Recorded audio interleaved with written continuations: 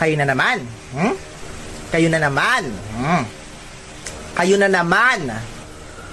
Miss Chicana, sa dami-dami ng pwedeng pag-inumang lugar, bakit sa school pa kayo nag-shot-shot, ha?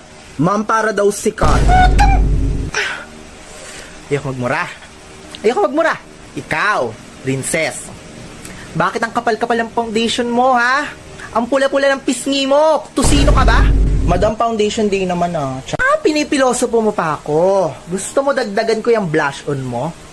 Tignan mo ako ano yung laman ng bag mo, ha?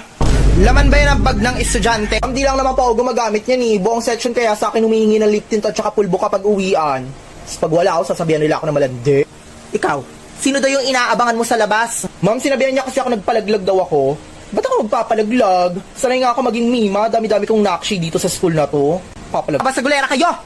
Ganyan ba tinuturo sa inyo ng advisor ninyo, ha? Isa ka pa, Camille. Ano din mga status mo sa Facebook? Pinaparinggan mo daw si Jessa? Ang sinabihan po kasi ako, ang dami mong dada, wala ka namang palag. Kung matapang ka talaga, bakit hindi mo itag? Tinag ko siya at Jessa may putok, ang dami pang kuto sa batok.